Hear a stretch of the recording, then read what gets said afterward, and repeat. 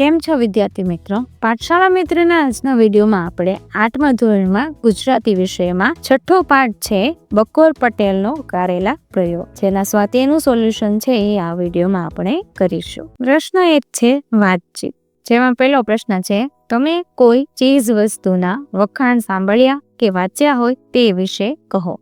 એના જવાબમાં આવશે મેં શિયાળામાં ગુજરાતમાં બનતા ઊંધિયાના શાક વિશે ઘણા વખાણ સાંભળ્યા છે. વડીલો કહે છે તે મુજબ ઊંધિયાના શાકમાં ઘણા બધા શાકભાજી આવતા હોવા ઉપરાંત ઊંધિયું માટલામાં વિશિષ્ટ પદ્ધતિથી બનાવવામાં આવતું હોવાથી તેમાં પોષક તત્વો ભરપૂર હોય છે, જે આપણા શરીર માટે ઉપયોગી હોય છે. બીજું છે બકોર પટેલની જેમ તમને કયું શાકભાજી બહુ ભાવે? કેમ? બકોર પટેલની જેમ મને ભીંડાનું શાક બહુ ભાવે છે, કારણ કે મારી મમ્મી ભીંડાનું શાક એટલું સ્વાદિષ્ટ બનાવે છે કે તેના કારણે હું બીજા શાક કરતા તેમાં 1-2 રોટલી વધારે જમી લઉં છું. પ્રશ્ન 3 છે તમને કયું શાકભાજી બિલકુલ ન ભાવે? કેમ? મને કારેલાનું શાક બિલકુલ ભાવતું નથી, કારણ કે મીઠાના પાણીમાં નીચોવ્યા પછી પણ કારેલાનો સ્વાદ રોટલી સાથે ખાવા છતાં પણ થોડો કડવો લાગે છે. આથી તે શાક મારું મોં કડવું કરી દે છે, જેથી મને ખાવાની મજા આવતી નથી. પ્રશ્ન 4 છે તમે કોઈના ઘેર ગયા હોવ અને કોઈ વાનગી ન ભાવી હોય તો તે વિશે કહો. એક વખત હું મારા એક મિત્રના ઘેર ગયો હતો, જેમનું કુટુંબ દક્ષિણ ભારતથી આવ્યું હતું. તેમણે એક વાનગી બનાવી હતી જેને કૂટ કહે છે. આ વાનગી ચોખાના લોટની બનાવવામાં આવે છે અને તેને વરાળથી રાંધવામાં આવે છે. તે દેખાવમાં સફેદ નળાકાર જેવી લાગતી હતી. મારા માટે આ વાનગી બિલકુલ નવી હતી અને તેનો સ્વાદ અને બનાવટ મારા માટે અજાણ્યા હતા. તેઓએ તેની સાથે ચણાના લોટની કઢી આપી, પણ મને આખી વાનગી થોડી અજીબ લાગી હતી. પ્રશ્ન 5 છે તમે કોઈના ઘેર જાઓ અને તમને ન ભાવતી વાનગી બનાવી હોય તો તમે શું કરશો? જ્યારે કોઈના ઘરે જઈએ અને તેમને પ્રેમથી બનાવેલી વાનગી આપણને ન ભાવે ત્યારે આપણે સૌજન્યપૂર્ણ રીતે વર્તવું જોઈએ. હું તે વાનગી થોડી ખાઈશ અને તેમને સત્ય જણાવીશ કે મને આ વાનગી ભાવતી નથી, પરંતુ તમે તેને ખૂબ જ સ્વાદિષ્ટ બનાવી છે. આ રીતે હું તેમની લાગણીઓનું સન્માન કરીશ. છઠ્ઠો પ્રશ્ન છે તમે ક્યારેય કોઈ કડવી ચીજ વસ્તુ ખાધી હોય તો તે વિશે કહો. મેં એકવાર મિત્ર સાથેની શરતના કારણે કડવા લીમડાના પાંદડા ખાધા હતા. શરત જીતવા માટે તે બધા પાંદડા ખાઈ તો લીધા, પરંતુ તે ખાધા પછી મારું મોં એકદમ કડવું થઈ ગયું હતું. તે લીમડાના પાંદડાનો કડવો સ્વાદ મારા મોંમાં લગભગ 2 દિવસ સુધી રહ્યો હતો. 7મું છે ગોપાળદાસની જેમ તમને કઈ મીઠાઈ કે મિષ્ટાન ભાવે? ગોપાળદાસની જેમ મને ગુલાબ જાંબુ, બાસુંદી, કાજુ કતરી, ચૂરમાના લાડુ, સુખડી, શીરો વગેરે મીઠાઈ કે મિષ્ટાન છે એ વધુ ભાવે છે. પ્રશ્ન 2 છે ઉદાહરણ મુજબ તેની પાછળ ખાનું પ્રત્યય લાગતો હોય તેવા શબ્દો અને તેના અર્થ લખી વાક્ય પ્રયોગ કરો. પહેલું છે છાપખાનું, કે જ્યાં છાપકામ થતું હોય તે સ્થળ, પ્રિન્ટિંગ પ્રેસ. અમારું પુસ્તક શહેરના મોટા છાપખાનામાં છપાય છે. બીજું છે કારખાનું, ચીજ વસ્તુઓ બનાવવાનું સ્થળ, ફેક્ટરી. ભરૂચમાં કેમિકલનું મોટું કારખાનું આવેલું છે. દવાખાનું, દર્દીઓની સારવાર કરવાનું સ્થળ, હોસ્પિટલ. ગામમાં નવું સરકારી દવાખાનું શરૂ થયું છે. દારૂખાનું, વિસ્ફોટક પદાર્થ, દારૂગોળો અને શસ્ત્રો રાખવાનું સ્થળ, ગોદામ. યુદ્ધ દરમિયાન સૈનિકોએ દુશ્મનના દારૂખાના પર હુમલો કર્યો. ભારખાના, માલ સામાન રાખવાનું ગોદામ, કોઠાર. દુકાનદારે નવો માલ આવતા તેને ભારખાનામાં સંગ્રહ કર્યો. પ્રશ્ન 3 છે ઉદાહરણ મુજબના બીજા શબ્દો લખી વાક્ય પ્રયોગ કરો. શ્રીખંડ બીખંડ, બાળકોએ શરદી થઈ હોય ત્યારે શ્રીખંડ બીખંડ ખાવો ન જોઈએ. રોટલો બોટલો, બાળકોને રોટલો બોટલો વધુ ભાવતું નથી. ચા બા, સવારે ચા બા પીધા વગર કામ થતું નથી. દાળ બાળ, આજે રસોઈમાં દાળ બાળ કશું બન્યું નથી. શાકબાગ, બજારમાંથી કાલ માટે શાકબાગ લેતા આવજો. પ્રશ્ન 4 છે ઉદાહરણ મુજબના શબ્દો લખી બંને શબ્દોનો ઉપયોગ કરી વાક્ય બનાવો. દિવસ રાત, દિવસે સૂર્ય પ્રકાશ અને રાતે ચંદ્ર ચમક્યો. આજે કાલે, આજે મારી પરીક્ષા છે અને કાલે રજા છે. સુખ દુઃખ, જીવનમાં સુખ અને દુઃખ બંને આવે છે. ભૂખ તરસ, માણસે ભૂખ લાગે ત્યારે ખાવું અને તરસ લાગે ત્યારે પાણી પીવું. પ્રશ્ન 5 છે એકમને આધારે સાચા વિકલ્પ સામે ખરાની નિશાની કરો. પેલું છે કારેલા જેવું ઓસડ બીજું એકેય નથી, એટલે કે કારેલા જ ઉત્તમ ઓસડ છે. બીજું છે બકોર પટેલ કારેલાનું ઢગ જોઈ નવાઈ પામતા, કારણ કે આટલા બધા કારેલા કોણ ખાતું હશે એમ વિચારી. ત્રીજું છે ગળપણનું મારણ કડવાશ, એટલે કડવાશથી જ ગળપણ દૂર થાય છે. ચોથું છે હવે મને નખમાં રોગ રહ્યો નથી, એટલે શરીર તદ્દન નિરોગી હો.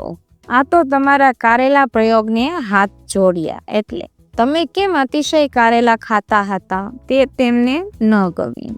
પ્રશ્ન 6, આપેલા વાક્યો જેવો અર્થ ધરાવતું વાક્ય પાઠમાંથી શોધીને લખો. પેલું છે ખવાયેલું પચી જાય છે, ખાધેલું હજમ થઈ જાય છે. હવે તેઓ કારેલા પ્રિય થઈ ગયા હશે ને તેઓ જાણે કારેલા લગતું બની ગયા. ત્રીજું છે દરરોજ કંઈક ગળી વાનગી લાવવી પડશે, ત્યારે તો રોજ કંઈક ને કંઈક મીઠાઈ લાવવી પડશે. ચોથું ગોપાળદાસ થોડા આપણા અતિથિ છે. ગોપાળદાસ હવે મહેમાન કહેવાય જ નહીં, ઘરના માણસ ગણાય. પાંચમું છે વાતો વાતોમાં સમય પસાર થઈ ગયો, આમ વાતોમાં વખત વહી ગયો. પ્રશ્ન 7 છે ઉદાહરણ મુજબના વાક્ય લખો અને તેનો અર્થ લખો. ઉદાહરણ આપેલ છે એ મુજબ આપણે વાક્ય છે લખવાના છે. પહેલું વાક્ય છે આંખમાં આંસુ આવ્યા એટલે શું થઈ ગયું. અર્થ થશે માત્ર રડવાથી કશું વળતું નથી. બીજું છે આવડું મોટું ઘર તે કોણ વાળતું હશે.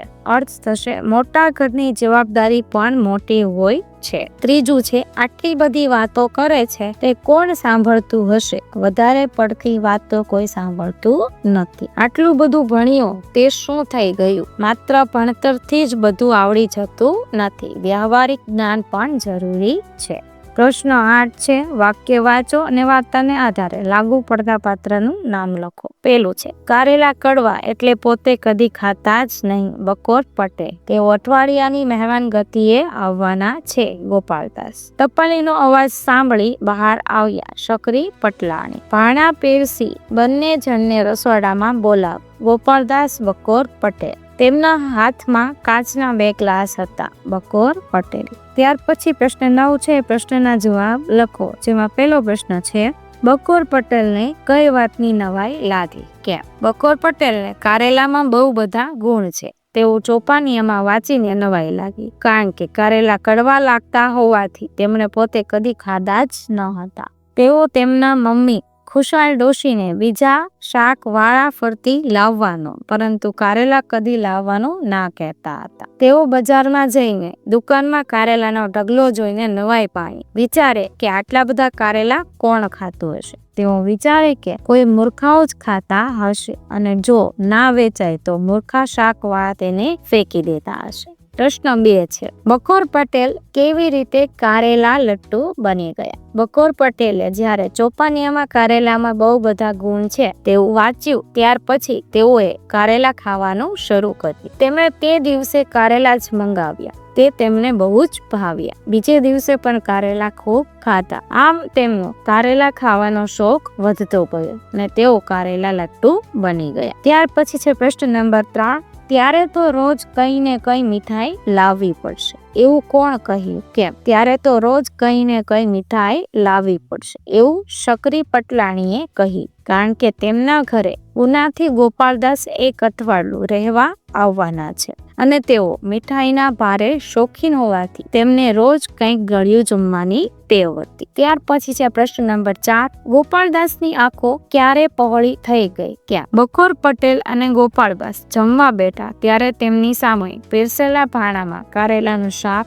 કારેલાની મેથીવાળી દાળ, મેથીનું અથાણ અને રીંગણ અને મેથીની ભાજીનું શાક જોયું ત્યારે તેમની આંખો પહોળી થઈ ગઈ, કારણ કે તેમને કડવા કારેલાના બદલે ગળી મીઠાઈ ખાવાની ઈચ્છા હતી. પ્રશ્ન નંબર 5 છે શું જોઈને ગોપાળદાસ પડક્યા. કેમ. ગોપાળદાસની આગલા દિવસે બંને સમયના ભોજનમાં કારેલા આપ્યા હતા, તેથી જ્યારે બકોર પટેલના મમ્મી ખુશાલ ડોશી કારેલા લઈ આવ્યા ત્યારે તે કારેલાનો ઢગલો જોઈને ગોપાળદાસ પડક્યા. પ્રશ્ન 6. વહેલા વિદાય થવા ગોપાળદાસે શું કર્યું. કેમ. વહેલા વિદાય થવા ગોપાળદાસે બહાનું કર્યું કે પટેલ સાહેબ, મુદ્દાની વાત હું ભૂલી ગયો. મારે ત્યાં કોલકાતાથી મહેમાન આવવાના છે, કારણ કે તેઓને આગલા દિવસે જમવામાં કારેલા આપ્યા હતા. બીજે દિવસે પણ શાક માટે આવેલા કારેલાનો ઢગલો જોઈને તથા ગુડી પડવો હોવાથી પીવા માટે આપેલા કડવો લીમડાનો રસ જોઈને તેઓએ ત્યાંથી વહેલા વિદાય થવાનું નક્કી કર્યું. ત્યાર પછી પ્રશ્ન 10 છે. નીચેનો ફકરો ધ્યાનથી વાંચીને પછી પૂછેલા પ્રશ્નના જવાબ છે એ લખો. 1 છે, પ્રશ્નના જવાબ માટે સાચો વિકલ્પ શોધો. પેલું છે, રસોડામાં છેલ્લે કોણ ગયું હશે? ખ. ભારતી. બીજું છે, કોના મોઢા પર અણગમો જોવા મળી? ગ. ભારતી. પ્રશ્ન 2 છે, નીચેના વિધાનો સાચા છે કે ખોટા તે જણાવો. ખોટું વિધાન સુધારીને લખો. પેલું છે એમાં કોકિલાએ કોબીજનો સંભારો બનાવવો. ખરું. બીજું છે, રંજન રીંગણાનો સ્વાદિષ્ટ ઓળો બનાવશે. ખોટું. એનું સુધારીને વાક્ય બનશે, રંજનને રીંગણાનો ઓળો ભાવે પણ બનાવતા ન આવડે. મીનાને પંચકોટિયું શાક બનાવવાનો સુઝાવ આપ્યો. ખરું. ચોથું છે, ભોજન પીરસવાનું કામ કોકિલાએ કર્યું. ખોટું. ભોજન પીરસવાનું કામ ભાવના અને સાક્ષીએ કર્યું. પ્રશ્ન 3 છે, પ્રશ્નના જવાબ લખો. ભાવના અને સાક્ષીએ કયું કામ કર્યું હશે? ભાવના અને સાક્ષીએ રસોઈ બનાવવા સિવાયનું બધું કામ કર્યું હશે. બીજું છે, ભારતીએ શાનું શાક બનાવ્યું હશે? ભારતીએ બધા શાકભાજીનું પંચકોટિયું શાક બનાવ્યું હશે. પ્રશ્ન 11 છે, તમે બકોર પટેલ બનીને નીચેના ફકરામાં જરૂરી ફેરફાર કરીને ફરીથી છે એ લખો. વિદ્યાર્થી મિત્રો, તમે છે એ તમારી રીતે પણ ફકરામાં ફેરફાર કરી શકો છો. તેમજ મેં પણ અહીં છે એ તમને ફેરફાર કરીને ફકરો લખીને આપેલ છે, જે તમે વિડીયોને પોઝ કરીને છે એ લખી શકો છો.